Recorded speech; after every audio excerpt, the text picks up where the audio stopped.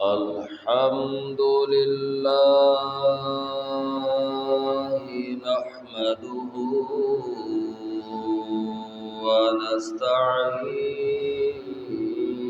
ونستعينه ونؤمن به ونتوكل عليه ونعوذ بالله من شرور أنفسنا ومن سيئات أعمالنا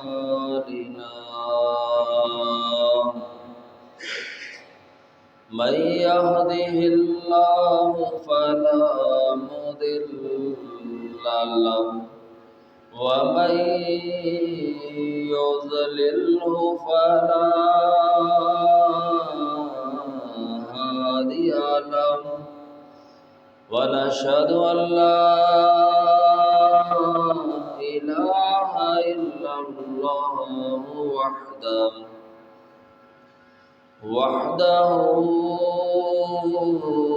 لا شريك له ونشهد أن سيدنا ومولانا وهادينا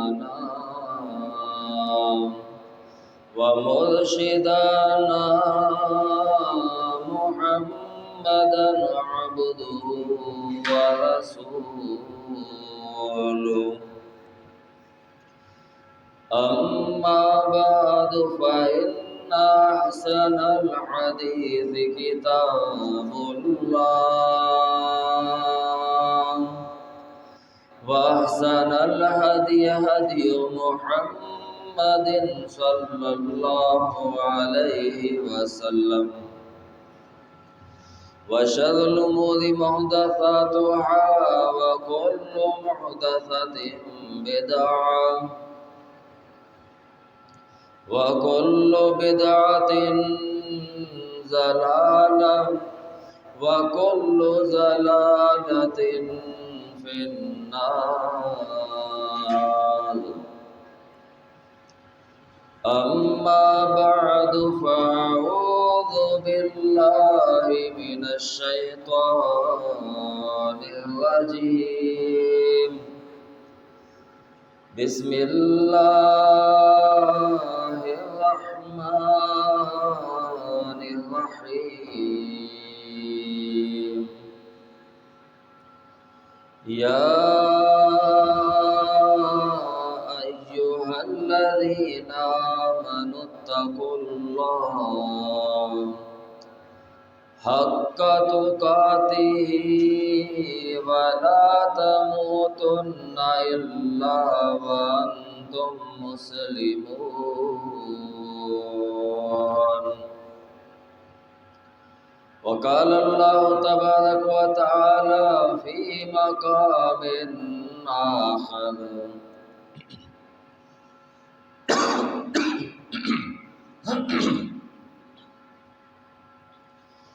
يا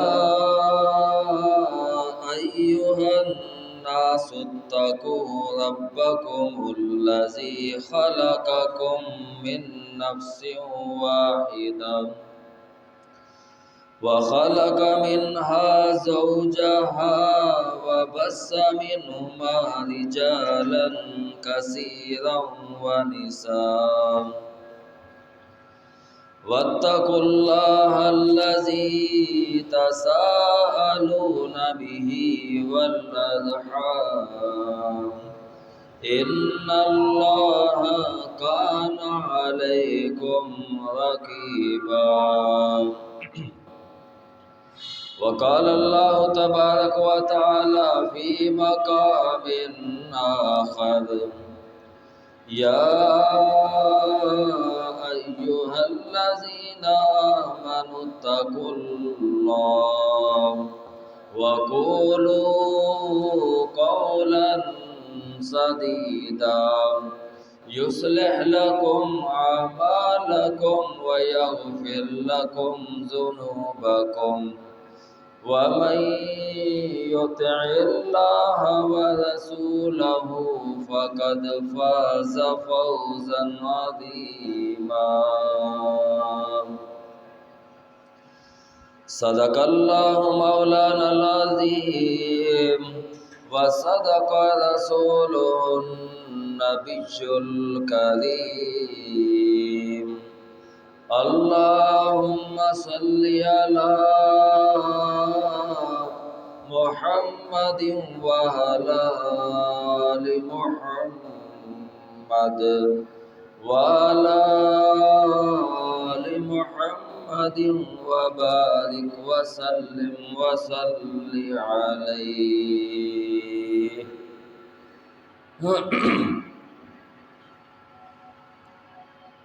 حمد و ثنا اللہ جل جلالہ کے لیے،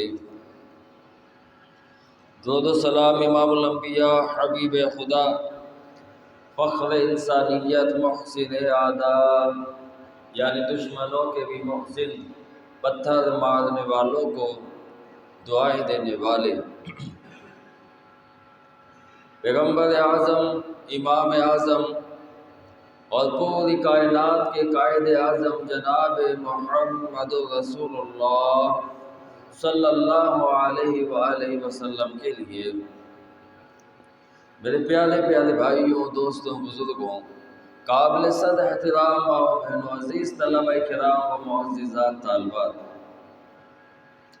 دعا ہے اللہ رب العالمین سے کہ اللہ مالک الملک اپنی رضا و رحمت کے ساتھ ہم سب کا جمعۃ المبارک کی اس عظیم گھڑی میں جمع ہونا، سننا سنانا قبول و منظور فرمائے. جو قرآن و حدیث بیان کیا جائے، اللہ احکم الحاکمین، ہم سب کو اس کے مطابق عمل کی توفیق عطا فرمائے. دین اسلام اور دین اسلام کے احکامات عین انسان کی فطرت کے مطابق ہے. ہر وہ عمل جو اللہ رب العالمین کی خوشنودی کا باعث بنے، اللہ رب العالمین نے اپنے بندوں کے لیے وہ آسان کیے ہوئے ہیں، اور جو اللہ رب العالمین کی ناراضگی کا باعث بنتے ہیں، اللہ رب العالمین نے وہ کام مشکل بنائے ہیں.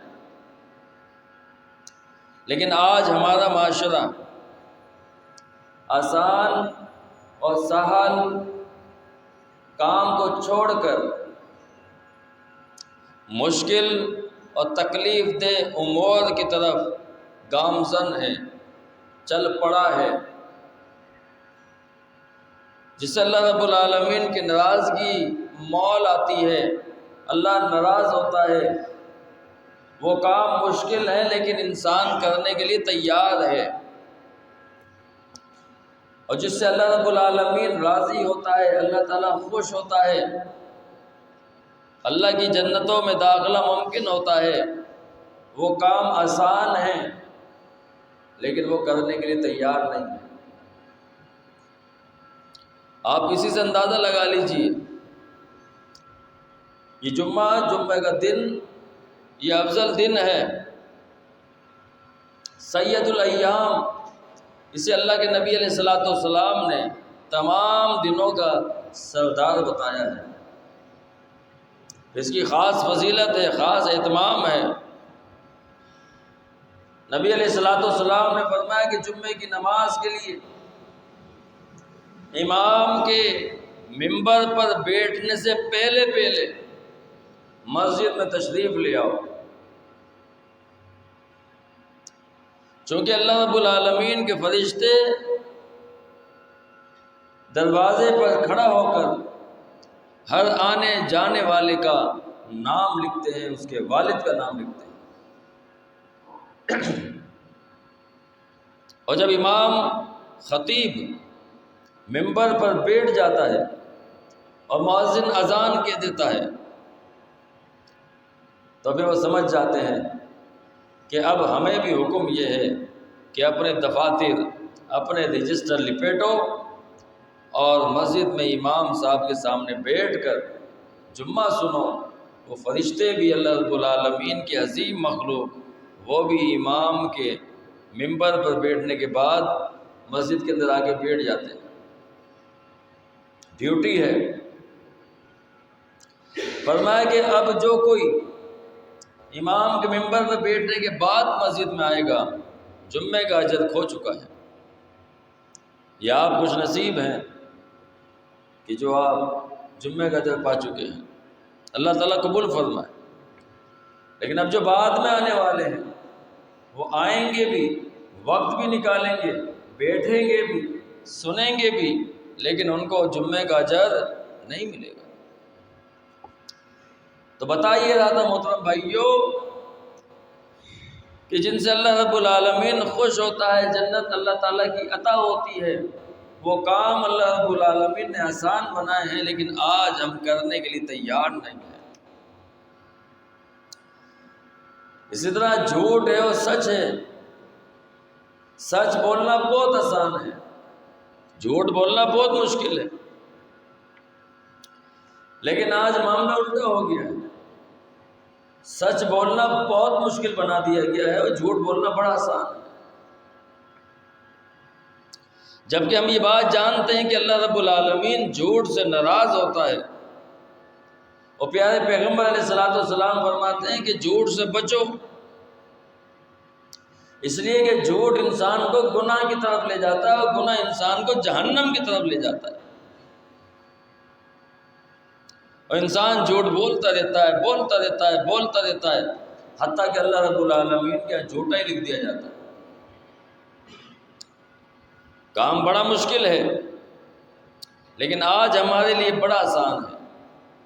چھوٹا بھی جھوٹ بول رہا ہے، بڑا بھی جھوٹ بول رہا ہے، ڈاکٹر بھی جھوٹ بول رہا ہے، تاجر بھی جھوٹ بول رہا ہے، آدمی، عورت، ماں، باپ، اولاد، ہر بندہ ایک دوسرے سے جھوٹ بولنے میں لگے ہو۔ کال آئی، فون کی گھنٹی بجی، کہاں پر ہو؟ اب وہ آفس میں بیٹھا ہوا ہے یا گھر پہ بیٹھا ہوا ہے، سامنے والے کو کہتا ہے کہ جناب میں باہر گئے ہوں، میں یہاں پہ موجود نہیں ہوں، علاقے میں موجود ہے، شہر میں موجود ہے۔ وہ فون پہ سامنے والے کو کہتا ہے کہ جناب میں علاقے میں نہیں ہوں، میں شہر میں نہیں ہوں، میں گھر میں نہیں ہوں۔ اب جھوٹ بولنا بڑا آسان ہو گیا۔ پیارے پیغمبر علیہ السلام فرماتے ہیں اور سچ کو لازم پکڑ لو، علیکم بالصدق، سچ کو لازم پکڑ لو، اس لیے کہ سچ انسان کو نیکی کی طرف لے کے جاتا ہے اور نیکی انسان کو جنت کی طرف لے کے جاتی ہے۔ حتیٰ کہ انسان سچ بولتا رہتا ہے، بولتا رہتا ہے، بولتا رہتا ہے۔ یکتب عند اللہ صدیقا، پیارے پیغمبر علیہ السلام فرماتے ہیں کہ انسان کے سچ بولنے کی وجہ سے اللہ تعالیٰ کے ہاں اس کا مقام سچوں میں لکھ دیا جاتا ہے۔ کام بڑا آسان ہے، لیکن ہمارے معاشرے نے مشکل بنایا ہوا ہے۔ اللہ اکبر اللہ۔ تو کوئی بھی کام جو اللہ تعالیٰ کی رضا کا اور چاہت کا باعث بننے والا ہے، وہ اللہ تعالیٰ نے انسان کی فطرت کے مطابق بنایا ہے، اور وہ کام آسان ہے۔ اور جو اللہ تعالیٰ کی ناراضگی کا باعث بنتے ہیں، جہنم میں لے جانے والے کام بنتے ہیں، وہ انسان کی فطرت کے مطابق نہیں ہے، اور وہ انتہائی مشکل ترین معاملات ہیں۔ اللہ اکبر۔ میرے اور آپ کے محبوب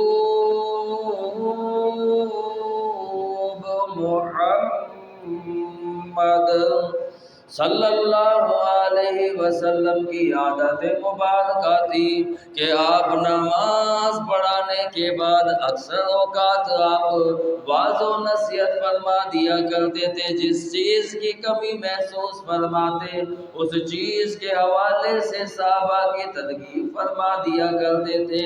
ایک دن آپ علیہ السلام نے نماز ادا فرمائی، نماز فجر کے بعد، نماز یا مغرب کے بعد کوئی ایک نماز تھی۔ آپ علیہ السلام فرماتے ہیں کہ کون ہے کون ہے، من کون ہے جس نے آج روزہ رکھا ہے، من صام الیوم، فرمایا کون ہے تم میں سے جس نے آج روزہ رکھا ہے۔ روزہ رکھنا بڑا آسان ہے، اللہ کی رضا کا باعث ہے، اللہ کی خوشنودی کا باعث ہے۔ پیارے پیغمبر علیہ الصلوۃ والسلام فرماتے ہیں بندہ مومن ایک نفلی روزہ رکھتا ہے، اس ایک نفلی روزہ رکھنے کی وجہ سے اللہ رب العالمین اسے 70,000 سال مسافت پہ جہنم سے دور فرما دیتا ہے۔ 70,000 سال جہنم سے دور، ایک نفلی روزہ۔ اور پھر نفلی روزے کا تو مقام ہی بڑا شاندار ہے، سارے اعمال کے اجر اللہ تعالیٰ نے بیان فرما دیے ہیں، لیکن جب بات روزے کی آئی تو فرشتوں سے فرمایا فرشتوں تم اس کے اہل ہی نہیں ہو کہ تم اس روزے کا اجر و ثواب لکھ سکو۔ الصوم لی وانا اجزی بھی، یہ روزہ میرے لیے ہے، اس کا اجر بھی میں نے دینا ہے۔ اللہ اکبر۔ فرمایا من صام الیوم، میرے صحابیوں کون ہے وہ خوش نصیب جس نے آج روزہ رکھا ہوا ہے، تھوڑی دیر میں ہاتھ بلند ہوتا ہے۔ اور آپ علیہ الصلوۃ والسلام نے جب اس پہ نظر دوڑائی تو وہ چہرہ صدیق اکبر کا تھا رضی اللہ تعالیٰ عنہ۔ ابوبکر صدیق رضی اللہ تعالیٰ عنہ نے ہاتھ کھڑا کیا، کہا اللہ کے نبی جی میں نے روزہ رکھا ہوا۔ نبی علیہ الصلوۃ والسلام نے اگلی بات پوچھی، فرمایا من اطعم المسکین، کہ کون ہے جس نے آج کسی مسکین کو کھانا کھلایا ہے۔ مسکین کی کھانا کھلانا تو یہ تو بڑے اجر و ثواب کی بات ہے۔ نبی علیہ الصلوۃ والسلام کی مختلف روایات کے اندر فرمایا دو کام اپنا لینے سے اللہ رب العالمین انتہائی بندے سے خوش ہوتے ہیں۔ فرمایا افشوا السلام واطعموا الطعام، ایک سلام کو عام کرنے سے، ایک کھانا کھلانے سے تدخل الجنت بالسلام، یہ دو کام کر لو، سلام عام کر لو اور ایک دوسرے کو کھانے کھلاؤ، تم جنت میں سلامتی کے ساتھ ڈال دی جاؤ۔ صحابہ کرام اس کے بڑے حریص تھے، مساکین کے حوالے سے، یتیموں کے حوالے سے، غریب غربا کے حوالے سے۔ بعض صحابہ تو بغیر کسی یتیم و مسکین کے دسترخوان پہ بٹھائے کھانا نہیں کھاتے تھے، یہ ذوق و شوق ہوتے تھے۔ فرمایا وَيُطْعِمُونَ الطَّعَامَ عَلَىٰ حُبِّهِ مِسْكِينًا وَيَتِيمًا وَأَسِيرًا،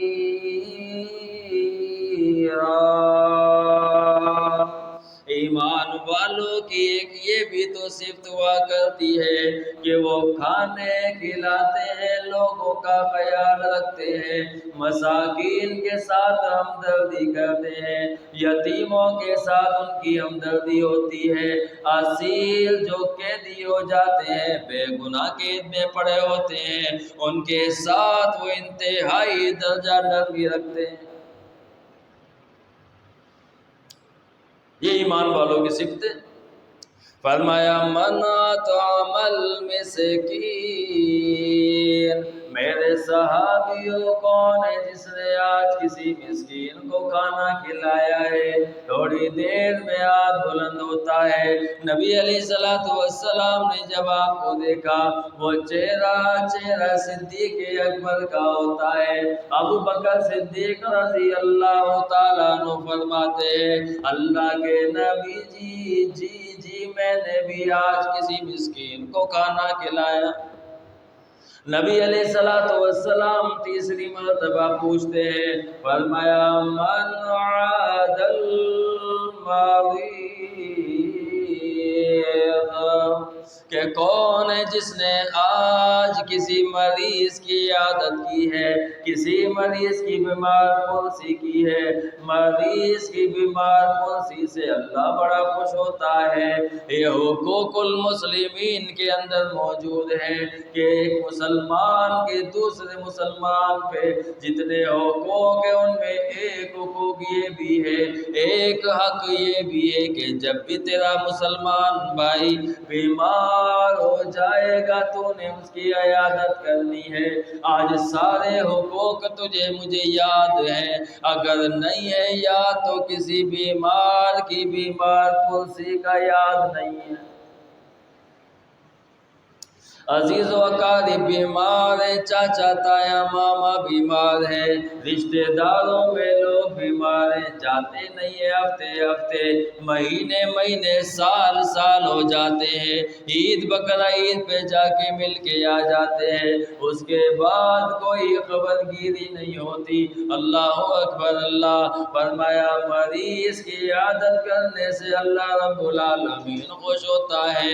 وہ ایک طویل حدیث مبارکہ ہے جس میں اللہ رب العالمین بندے سے فرمائے گا، بندے میں بیمار ہوا تھا تو نے میری عیادت نہ کی، کہے گا اللہ جی تو بیمار ہوا تھا، حیران ہو کے پوچھے گا، اللہ رب العالمین نے جواب دیا، جی جی بندے میں جب کسی بیمار بندے کی کوئی شخص عیادت کرنے کے لیے جاتا ہے تو جب وہ عیادت کرنے کے لیے جاتا ہے تو مجھے اس کے پاس پاتا ہے۔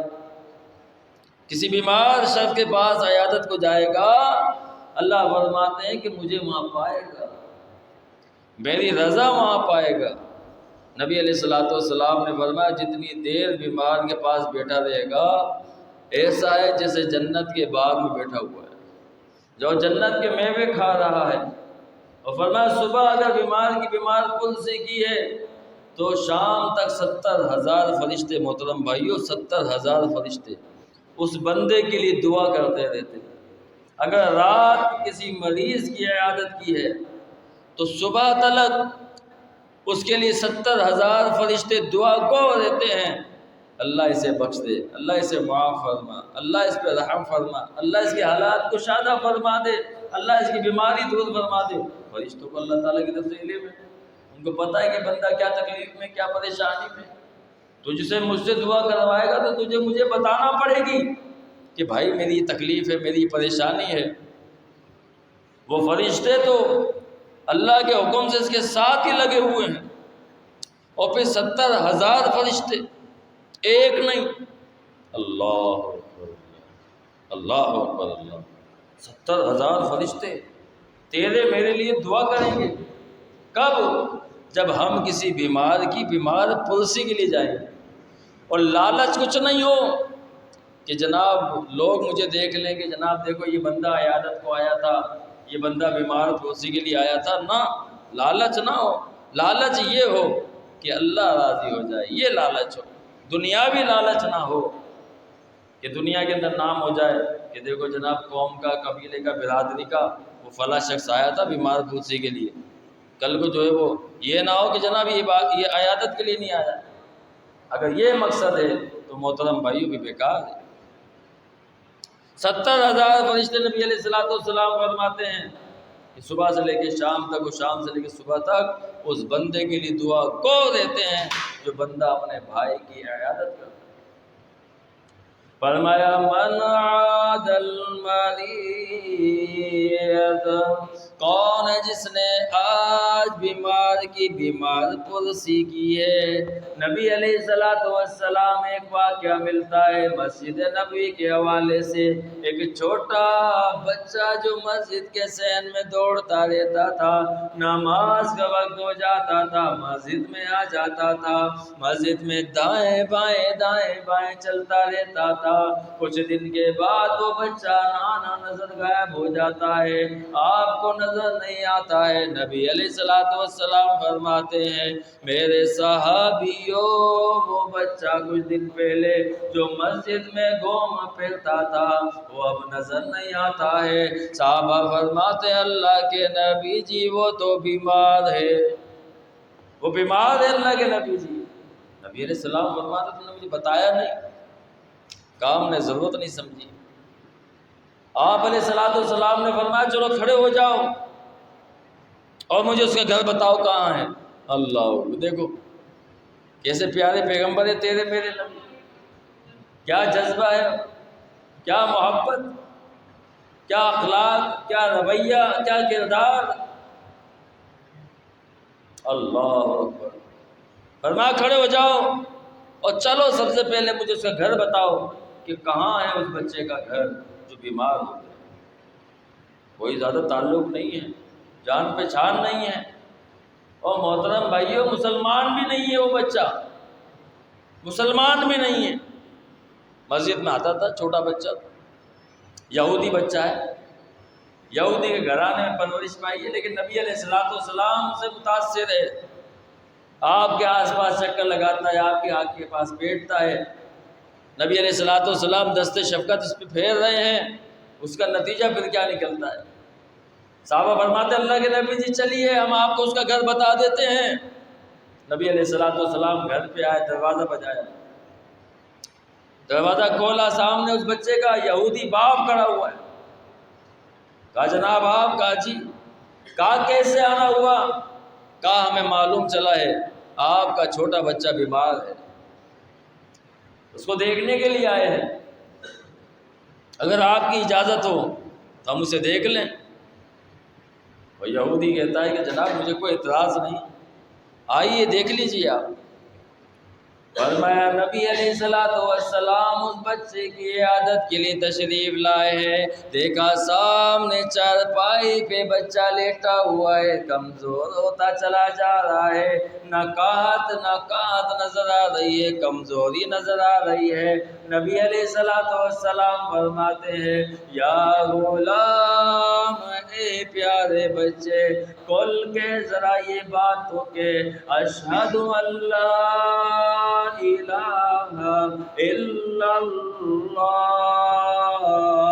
واشہد انک محمدن عبدہ ورسولہ، کہ بیٹا ذرا یہ بات تو کہہ دے، ذرا اس کا اقرار تو کر لے، اللہ کی توحید کو مان لے، میری رسالت کو مان لے۔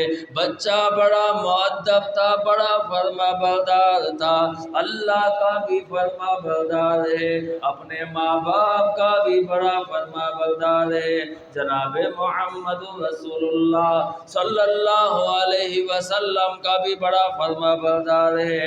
آپ کی بھی مخالفت نہ کی، باپ کی طرف نگاہ دوڑاتا ہے، اپنی نکات اپنی کمزوری ظاہر کرتا ہے۔ باپ سمجھ جاتا ہے کہ بیٹا میرا اجازت مانگ رہا ہے، باپ کہتا ہے حالانکہ یہودی ہے، کہتا ہے بیٹا یہ شخص جس کا نام محمد ہے صلی اللہ علیہ وسلم، یہ جو کہتا ہے تو کہہ ڈال، کوئی اس بات کی پرواہ نہ کرنا، کوئی پرواہ نہ کرنا، گھبرا نہیں، جو یہ کہتا ہے نا کہہ دے تو۔ بچہ خوش ہو کے کلمہ پڑھتا ہے، اشہد ان لا الہ الا اللہ، میں گواہی دیتا ہوں کہ اللہ کے علاوہ کوئی معبود نہیں ہے، واشہد انک عبدہ ورسولہ، میں گواہی دیتا ہوں کہ آپ اللہ کے سچے رسول ہیں اور بندے ہیں۔ یہ بات کہنی تھی کہ اس بچے کی روح پرواز کر جاتی ہے۔ انا للہ و انا الیہ راجعون کے الفاظ آپ ادا فرماتے ہیں، فرمایا اللہ جی میں گواہ ہوں اس بات کا کہ یہ بچہ مومن ہے، مومن تھا، مومن حالت میں گیا ہے، اللہ میں محمد اس سے راضی ہوں، تو بھی اس سے راضی ہو جا۔ اللہ اکبر، اللہ اکبر۔ جب بندہ بیمار کی عیادت کو جائے گا محترم بھائیو، اجر و ثواب بھی پائے گا، اس کی اصلاح بھی کر پائے گا۔ آج ہمارے معاشرے سے یہ معاملہ ختم ہوتا چلا جا رہا ہے۔ بیمار میں تڑپ رہا ہے، اب کہتے ہیں کہ جناب یہ تو سالوں سے بیمار ہے، کتنی بار عیادت کرے اس کی، اور جتنی بار عیادت کرے گا اللہ رب العالمین کیا اجر و ثواب پائے گا۔ یہ تو اللہ تعالیٰ نے تجھے موقع دیا ہوا ہے۔ اگر 4 سال سے 8 سال سے 10 سال سے بیمار ہے محترم بھائیو، تیرے لیے موقع ہے، روزانہ عیادت کر اور روزانہ 70,000 فرشتوں کی دعا حاصل کر۔ روزانہ عیادت کر، روزانہ جا کے جنت کے باغوں میں جا کے بیٹھ جا۔ اور پھر اس حدیث سے محترم بھائیو، اسی وقت محترم بھائیو ہم بچ سکتے ہیں کہ جس میں نبی علیہ الصلوۃ والسلام نے فرمایا کہ اللہ فرماتا ہے کہ بندے میں بیمار ہوا، تو نے میری عیادت نہیں کی، تو میرے پاس نہیں آیا۔ بندہ حیران ہو کے کہتا اللہ تو بیمار ہوا، تو تو بادشاہ ہے، مالک ہے، خالق ہے۔ اللہ فرماتے ہیں بندے تیرا فلاں بھائی، فلاں عزیز، فلاں اقارب، فلاں دوست، فلاں رشتہ دار بیمار تھا، اگر تو وہاں پہ بیمار پلس کے لیے جاتا تو وہاں پہ میری رضا کو، میری چاہت کو پاتا، لیکن تم وہاں نہیں گیا۔ آج محترم بھائیو ہمارے لیے بیچ میں ناکیں آ جاتی ہیں، انا آ جاتی ہے، خود غرضی آ جاتی ہے کہ جناب اس نے میرے ساتھ یہ کیا تھا، میں نہیں جاؤں گا اس کے گھر پہ، میں نے اس کی عادت نہیں کرنی۔ اللہ کے لیے محترم بھائیو چھوڑ دیجیے، جائیے کوشش کیجیے، واللہ آپ کا دکھ میں کسی کو پوچھنا آپ کا اس کے دل میں گھر بنانے کا مترادف ہے۔ آپ کا مقام اس کے دل میں اور مزید بڑھ جائے گا، آپ کی عزت بڑھ جائے گی جب آپ کسی کو دکھ میں پوچھیں گے۔ آج محترم بھائیو معاشرہ یہ ہے کہ لوگ سکھ میں پوچھ لیتے ہیں، خوشی میں پوچھ لیتے ہیں، دکھ میں کوئی کسی کو یاد نہیں کرتا۔ صحابہ کرام دکھ درد میں، کوئی تکلیف پریشانی میں ایک دوسرے سے بڑھ کے ایک دوسرے کا ساتھ دیتے تھے۔ بعض اوقات خوشی اور سکھ کے معاملات سے ایک طرف ہو جاتے تھے، لیکن دکھ تکلیف پریشانی میں بندے کو تنہا نہیں چھوڑتے تھے۔ فرمایا من عاد المغید، تیسری بات نبی علیہ السلام نے فرمائی کہ کون ہے جس نے آج کسی بیمار کی بیمار پلسی کی ہے، ہاتھ کھڑا ہوتا ہے۔ جب آپ علیہ السلام نے اس طرف دیکھا تو وہ چہرہ صدیق اکبر رضی اللہ تعالیٰ عنہ کا تھا، ابو بکر صدیق رضی اللہ تعالیٰ عنہ۔ نبی علیہ السلام نے آخری مرتبہ پوچھا من اتبع الجنازہ، فرمایا کون ہے جس نے کسی مسلمان بھائی کے جنازے میں شرکت کی ہے، کسی مسلمان بھائی کے جنازے میں گیا ہے، کسی کے جنازے میں شرکت کی ہے۔ اللہ کے نبی علیہ السلام نے جنازے کی شرکت کی بڑی فضیلت بیان فرمائی ہے۔ فرمایا میرے صحابہ اگر جنازے میں شرکت کے اجر و ثواب کو تم جان لو تو پھر کسی کے جنازے کو نہ چھوڑو۔ اللہ رب العالمین نے جنازے میں شرکت کی وجہ سے اس انسان کو 2 قیراط پہاڑ کے برابر اجر و ثواب اس کے نامہ اعمال میں لکھ دیتا ہے۔ اگر کوئی بندہ کسی مسلمان بھائی کے جنازے میں شرکت کرتا ہے اور اس کے ساتھ تدفین کے لیے جاتا ہے تو فرمایا 2 قیراط اجر و ثواب۔ صحابہ نے پوچھا اللہ کے نبی جی قیراط کیا ہے؟ نبی علیہ السلام نے فرمایا 1 قیراط 1 احد پہاڑ کے برابر ثواب، 2 قیراط 2 احد پہاڑ کے برابر ثواب۔ اور پھر جتنے محترم بھائیوں یہ دیکھیں آج کتنی اموات ہو رہی ہیں، اللہ اکبر کتنی اموات ہو رہی ہیں۔ ابھی کچھ دن پہلے میرے والد سسر کا جو انتقال ہوا، داؤد بھائی شریک تھے اس میں، ساتھی آئے ہوئے تھے اس میں، اللہ اکبر اللہ تعالیٰ ان کی مغفرت فرمائے۔ کچھ دن پہلے ایک جماعتی ساتھی ہیں، ٹاور میں رہتے ہیں، وہاں پر انور نام ان کا انتقال ہوا، اللہ تعالیٰ ان کی مغفرت فرمائے۔ اسی طرح ایک ساتھی ہے، اس کا چھوٹا بھائی 20-22 سال کی عمر کا، اس کا انتقال ہو گیا۔ اللہ اکبر، ہر 1-2 دن میں آپ دیکھیں جنازے نظر آ رہے ہیں۔ اللہ اکبر، اللہ اکبر۔ اللہ تعالیٰ ہمیں خاتمہ بالایمان فرمائے۔ محترم بھائیو، یہ الٹیمیٹم ہے، دستک ہے، بتا رہا ہے ملک الموت کہ دیکھ اب اس کو لے کے جا رہا ہوں، اب اس کی باری تھی، اب اس کی باری ہے، ایک نہ ایک دن تیری باری بھی آئے گی، تو نے خیال کر لینا ہے۔ ہو سکتا ہے اس نے تو اپنا خیال نہیں کیا، اس کو میں نے اچک لیا ہے، لیکن بتا کے جا رہا ہوں۔ اللہ اکبر۔ محترم بھائیو، ہمیں اس کی فکر کرنی چاہیے۔ اور جب ہم کسی کی تدفین میں، جنازے میں شرکت کریں گے محترم بھائیو، اخلاص کے ساتھ، اجر و ثواب تو ملے گا ملے گا۔ محترم بھائیو، جتنے اخلاص سے ہم کسی کے جنازے میں جائیں گے، اتنے اخلاص سے تیرے میرے جنازے میں بھی لوگ آئیں گے۔ اگر آج ہم کسی کے جنازے کو تنہا چھوڑ دیں گے کہ جناب چھوڑو تو چلا جا، تو ہمارے جنازے کے حوالے سے بھی لوگ یہ باتیں کریں گے، یار چھوڑو یار تو چلا جا بس۔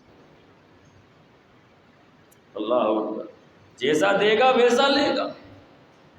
نبی علیہ السلام کے سامنے سے کوئی جنازہ گزر جاتا تھا، صحابہ کرام کے سامنے کوئی جنازہ گزر جاتا تھا، ایسا ممکن نہیں تھا کہ آپ اس کے ساتھ نہ جاتے ہو۔ نبی علیہ السلام سے تو اس عورت کے بارے میں بتایا گیا جو مسجد کی صفائی کرتی تھی۔